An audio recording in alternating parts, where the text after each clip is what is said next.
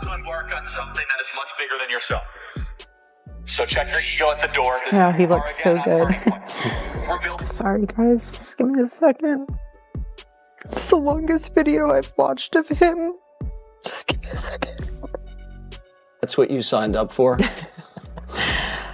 You know, well, no, I didn't sign up for anything. I just married the love of my life. The lack of emotion and the lack of drive that is coming out of Turning Point USA to figure out who killed him. That's what they're reacting to. So like they came to, okay, this is so unnatural, the reaction of these individuals who were so close to him, that the more logical, sensible conclusion is that they actually know where Charlie is and he's perfectly alive. Yeah, that is how absurd they are acting. Just move on, just donate to Turning Point USA. This is what Charlie would want. And that's his legacy. We just nickname her like the Israeli Widowmaker. Like at this point, can we just start going with that fucking nickname? I think that's gonna stick. The Israeli Widowmaker, Mrs. Erika Kirk. What do you guys think? Can we make that one stick? I want to know what your best nickname for Erika Kirk would be. This bitch is fucking nuts. And I don't know about you guys, but Ian was right. Fucking weird, right? Who the fuck says that? Do you guys read Ian's tweet? He goes, I hope if I die, my wife waits a little bit longer before she says. When Erika Kirk sat down for her latest interview, no one could have predicted the statement that would turn everything upside down. Without mentioning anyone by name, she quietly spoke about carrying the truths that have never been shared, and that healing begins when you stop pretending. It was a short sentence, but its resonance seemed to open a whole other door, behind the smile, behind the perfect image the public had seen. When Erika Kirk came in as leader, I don't even know how to explain it. The vibe just shifted, like instantly. And then she starts bringing in all these new people, total unknowns. No social media, no LinkedIn, no nothing. It's like they just appeared. Everyone in the office is joking, well, half joking, that they're all spooks.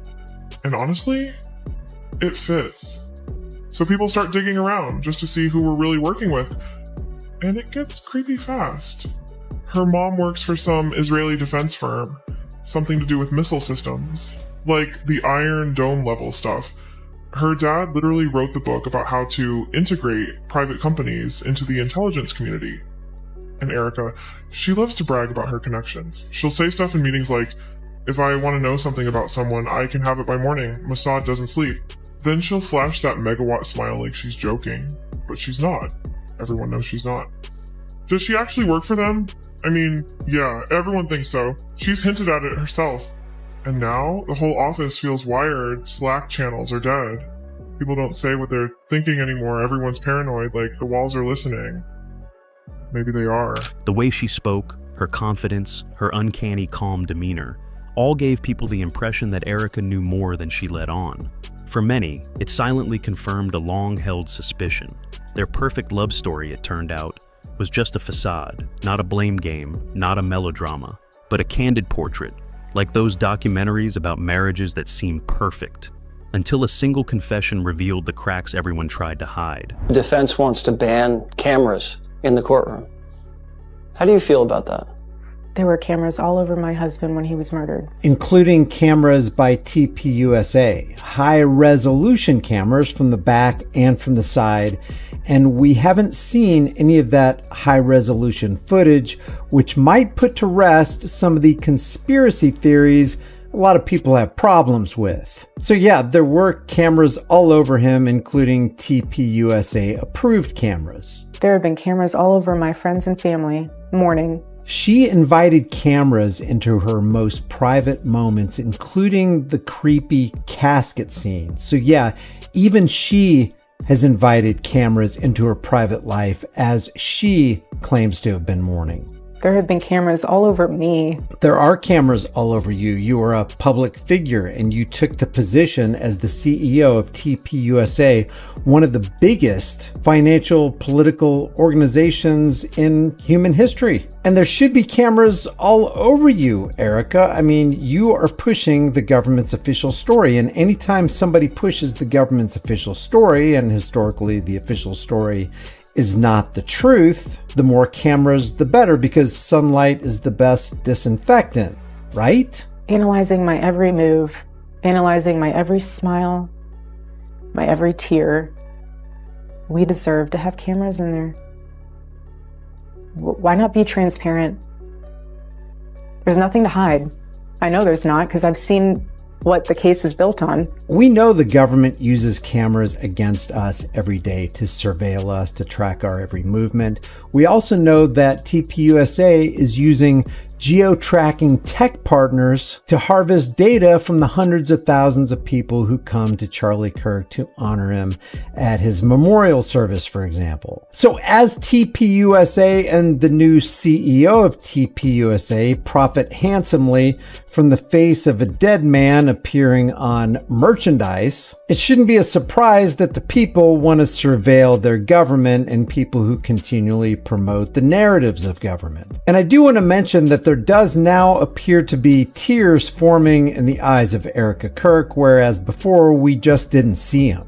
And call me jaded, but that just makes me wonder what's in that thing right there. Could it be an aid to cause her to tear up? I don't know. And then, when Erika's tears first appeared on camera, people didn't know whether to feel moved or skeptical, because she had never shown such an expression before. Some thought it was a genuine moment. Others asked, "Are these tears calculated?" Some joked, maybe she studied acting. But if you look back at the entire timeline, with Erika's words in mind, every detail suddenly begins to fit together, forming a picture that is very different from the story the public has been led to believe. To understand how this changed things, we have to go back to the beginning and look at the version of the story the world was told, and the subtle signs that were previously unnoticed. From the outside, Erika and Charlie Kirk were once seen as the perfect model of a power couple, united, driven, and filled with faith. They represented the image of faith, family, and shared mission, a relationship that seemed so solid it could not be shaken. But then, Erika's recent comments revealed otherwise. Behind the bright smiles and glossy public photos, perhaps their home life was not as peaceful as people believed. As the saying goes, in any investigation, follow the money. And the biggest question is always, who benefits? Because when a public story becomes too perfect, there is usually someone else controlling the spotlight. After the incident, Turning Point USA, the organization Charlie founded, saw a dramatic transformation. The funding, the brand, and the media power all skyrocketed. And the new leader, none other than Erika, is suddenly at the center of an ecosystem she once stood on the sidelines. Her reputation has been elevated to new heights, as has her status, influence, and public admiration. Of course, none of that is wrong on the surface. But for those familiar with the world of politics, it always raises the same old question. Is this opportunity, or is it a plan? Whatever you choose to believe, one fact remains undeniable. Erika is now not just retelling Charlie's story, but writing it. And as that story is retold from a new perspective, it is very possible that what the public once believed is just a version edited for perfection. If you have other thoughts, please share them below, because sometimes the smallest questions are the keys to the biggest secrets. Don't forget to like, share, and subscribe to our channel to continue exploring the stories behind the halo. And remember, behind every smile, there is always something left unsaid. Sometimes, a single sentence carries the weight of an untold story. And that's exactly what happened when Erika Kirk stepped onto the stage to introduce Vice President J.D. Vance. In that moment, no one expected her words to bring the entire room to a standstill. She smiled, looked down at the front row, and said, "No one can replace my husband, but I see some similarities in J.D., some of him." The words rang out softly, but the echoes of them sent social media into a frenzy. Because in the eyes of many, it was no longer a tribute. It was a hidden message. She continued, "I feel lucky to be introducing him today because he understands the fight we're facing, and he can say it in a way that sometimes I can't." It was a strange moment because it was both genuine and difficult to explain. Some said it was a connection between two people with similar beliefs, but others sensed something more, a connection that couldn't be named. Online, the comments began to pour in. Some were sarcastic, some were defensive, and some simply said, "This is unusual." One account wrote, "If I were her husband, I would just wish my lover would wait a little longer before saying those words." And the tweet went viral. No one dared to say for sure what Erika meant. But many felt that the words she chose didn't come from the pain of someone who had just lost a loved one, but from someone who had felt the distance long before the incident. Looking back at the old videos, everything seemed to start to fit together. The forced smiles at events, the short answers when asked about marriage, and the looks between them, sometimes looking more like two colleagues than a real couple. Those small details, once overlooked, now suddenly have a different meaning. And perhaps, from there, people begin to realize that their story has never been just a love story. At the time, people thought it was just a little tension between them, or simply because of their busy schedules. But now, as Erika's words were recalled, many began to see things with a different eye. If the foundation between them had indeed been cracked before, then what happened later seemed not so surprising. When people reviewed the interviews, the old clips, a new pattern began to emerge. Erika's loneliness did not begin after Charlie left. It had existed for a long time, silently but presently. In one conversation, she once said, "I had to learn to comfort myself, even in a noisy house." A seemingly gentle statement, but to many listeners, it sounded like a confession of distance, not just sadness. Looking back, one realizes, Erika often appears alone at events, even on occasions where couples often walk together. When talking about her private life, she often uses the word I more than we. In her voice, there is warmth, but rarely the feeling of closeness of someone who is truly loved. Like two people living under the same roof, but walking on two parallel paths that never meet. Those who once thought Erika was just a reserved person, now looking back, they see differently. Her calm no longer looks like shyness, but like the characteristic of someone who is used to being alone. And that changed the whole story. Because emotional isolation does not appear in a day. It grows silently, little by little, until it becomes an unfillable void. And when a person lives in that silence for too long, they will start looking for connection elsewhere, sometimes in places no one expects. As Erika Kirk's confession resurfaced, the public began to see all her old photos in a completely different light. And then, from seemingly harmless clips, a striking detail began to emerge. Long before the tragedy, Erika seemed to have an unusual comfort with a particular public figure. Nothing loud, nothing out of line, but there was an energy between them that was hard to name. A familiar, gentle, natural feeling that was almost intimate. In group photos, during discussions, or when the camera accidentally captured a moment behind the scenes, everyone else tended to keep a polite distance. While Erika and her partner always tended to lean closer, exchanging glances, small smiles, or just a brief yet meaningful nod. No one saw anything unusual at that time, because they weren't looking for anything to doubt. But when Erika's words, "healing begins when you stop pretending," were repeated, all those little details suddenly became different. It might not have been romantic feelings, but clearly there was a special emotional connection between them, a closeness that was hard for outsiders to recognize. Only those who had experienced loneliness could feel it. Because such connections don't start with explosive moments, they start in silence. From late-night conversations, from knowing glances, and from the feeling that someone finally listens. When a person lives too long in emptiness, it only takes one person to fill that sheet. All boundaries begin to blur. And when the incident occurred, the dynamic between the two looked less like a coincidence and more like the result of a long, cherished bond. So when Charlie left, the public expected Erika to retreat from the spotlight, that she would be quiet for a while, spend time with her family, with herself. But the opposite happened. Shortly after, she reappeared, calm, composed, with a serenity that surprised many. At the memorial service, she stood there in the crowd, her voice clear, unshaken, unbroken. There were tears, but they were controlled tears, enough to show her grief, but never to make her lose her composure. Some praised it as strength of spirit, the admirable steadfastness of a woman who had lost everything. But for others, they felt an indescribable distance, a calmness not of someone who is suffering loss, but of someone who has experienced that pain long before the world knew anything was wrong. And it was that calmness that made the public begin to ask, was Erika not just living through the pain, but living in a story whose ending she already knew?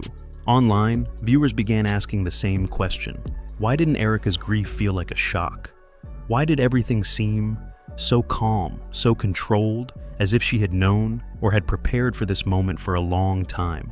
No one expected someone who had just suffered a great loss to be able to stand so firmly, but the way she spoke, the way she walked, even the way she smiled gently when mentioning her deceased husband, all exuded a different energy, not a brokenness, but an acceptance, a strange kind of peace, and it was that peace that made many people feel uneasy. Even on social media, Erika had changed markedly. No sad status lines, no long disappearances. Instead, there were short, thoughtful posts about gratitude, about time to let go, and healing that comes from accepting what cannot be changed. There was no sign of crisis, just a steadfastness, almost practiced. Many noticed that it didn't sound like the reaction of someone who had just lost everything. It sounded like the reaction of someone who had been through it before. It was as if she had cried, broken down, hurt, just not in public. From there, a new theory spread. Was Erika not stunned by the event, but had been mentally prepared for it all along? Old interviews were dug up, and people found that she had said, "Sometimes peace doesn't come from having answers. It comes from accepting that some things will never be explained." A statement that sounds philosophical, but in this context, it becomes a suspicious piece of the puzzle. She also shared about a season I had to accept, and truths I made peace with long before they were made public. It was not the language of someone who was confused, but of someone who knew, who waited, and was prepared to move on. From there, the online community began to split into two camps. One camp thought she was incredibly strong, knowing how to turn loss into motivation to live. But the other camp felt something wrong. They said, no one could be so calm after losing someone they loved, unless the pain had been experienced, long before the world knew anything was wrong. In the eyes of many, Erika's memorial service felt less like the beginning of a journey of recovery, and more like a prepared conclusion. Everything, her dress, her eyes, her voice, even the way she placed her hands on the podium, had the air of closure. Some viewers said it was the calmness of someone who had found peace, but others sensed the opposite, that acceptance was not the result of time, but a sign that she had already known the inevitable. No one had proof, no documents, no admissions, only feelings, and countless unanswered questions. But even without concrete evidence, the rumors did not disappear. Because when the story seemed to be over, a new piece of the puzzle suddenly appeared, and it made everything more mysterious than ever. There was one detail that caught many people's attention, not what Erika said, but what others didn't say. While social media was abuzz, the media was scrambling to interpret her every gesture, every glance. The two people who should have appeared and spoken the most were completely silent, Charlie Kirk's parents. When a public figure dies, it's usually the family who steps forward, to recount memories, to thank fans, or at least to defend the honor of their loved one against endless speculation. But in this case, there was absolutely nothing. No interviews, no statements, not a single message thanking the public, not a single word about their departed son. At first, everyone thought they were drowning in grief, that the loss was so great that they couldn't face the world. But time passed, weeks, then months, and the silence continued. It no longer felt like pain, it felt like a deliberate choice. They weren't just absent from the media, they avoided it all. They didn't attend formal memorial events, they refused speaking invitations, and especially didn't appear with Erika at any ceremonies or interviews. They lived quietly, away from the spotlight, as if they didn't want to be caught up in the version of the story that others were telling them. That silence carried a special weight, because sometimes silence isn't weakness, it's a form of resistance. In a world where everyone is talking, silence can be the only way to keep the truth. Some analysts believe that Charlie's parents are simply protecting what remains of their private life, keeping their memories intact, not allowing them to be distorted by the spotlight. But others feel otherwise, that they are distancing themselves from their son's new public image, an image that is being redefined, exploited, and sometimes commercialized. Where Erika appears with a calm demeanor and a message of healing, Charlie's parents take the opposite path, withdrawing, remaining silent, as if they disagree with the direction the story is taking. No one knows what they are thinking. No one knows if they are sad, angry, or simply exhausted.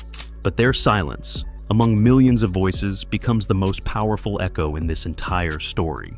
Some say that, in a world of power and media, not participating in the show is an act of courage, because choosing silence is sometimes the only way to preserve dignity over performance, truth over image.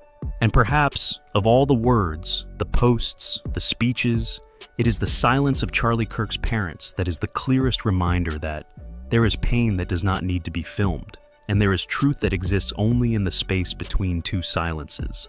And when you juxtapose Charlie's parents' silence with Erika's confession, and the whispers that she wasn't the only one holding unspoken truths, that silence begins to take on a different meaning. It no longer feels like a pain of grief, but like a boundary, a clear line between what they know and what they choose not to say. It's at that point that things begin to change. The part of the story that makes the public look back on the whole thing, not from Erika's confession, but from what happened afterward. When she re-emerged into the public eye, no one saw a woman lost or broken. On the contrary, she appeared calm, steady, and most notably, always with one particular man. He had been there, in her orbit, long before the incident, before anyone outside had even noticed. And when they finally reappear together, their relationship cannot be considered accidental. The way he stands beside her, not too close, not too far, but enough to create a sense of protection. The way he speaks of her, gently, carefully, with the tone of someone who knows better than anyone else. And the small moments, when the lens accidentally captures their gazes, they are not two people sharing pain, but two people who have known each other for a long time, trying to keep their distance while the whole world watches. The comfort in each gesture, the naturalness with which they exchange glances, and the unspoken understanding make the public realize that this is not a connection formed because of tragedy, but a relationship that existed before, only now it can no longer be hidden. So when Erika once said that she had to seek emotional security outside the place where she was expected to keep it, people began to connect the dots, and the picture began to emerge. A story not just of loss, but of intimacy nurtured in silence, long before the world knew that something was wrong. For many, the closeness between Erika and the man was no longer a surprise. It merely confirmed a feeling they had long harbored, one they sensed but never could prove. The connection had a history, and it was here that Charlie's parents' silence began to take on a new meaning. Their absence, their refusal to appear, their distance from the media no longer felt like a fragile grief, but a deliberate choice. As if they didn't want to sign off on the version of the story the public was believing. If they had known the marriage was falling apart long ago, then silence might have been the only line of respect they had left, in a story they never wanted to be a part of. When you piece it all together, Erika's confession, the quiet sadness, the pre-existing connection, and Charlie's parents' deliberate silence, the picture emerges. That closeness was not accidental. That silence was not accidental. And the truth was never new. It was just hidden in plain sight. This is not about blaming or rewriting Charlie's legacy. It's about understanding that what the public sees is just a veneer, not the real dynamics inside. Sometimes, a perfect relationship exists because of image and expectation, not because of connection. And sometimes, those who know best choose to remain silent, because speaking up might reveal more than anyone is willing to face. Erika doesn't need to name names or reveal secrets. Her few words confirm what many have felt. The love story the world watched is no longer the story she is living. So the question remains for you. Has Erika told her truth, or is she preparing the public for another story yet to unfold? And is Charlie's parents' silence to protect him, or to keep the truth hidden from the public? Share your thoughts below, because this chapter clearly is not yet closed.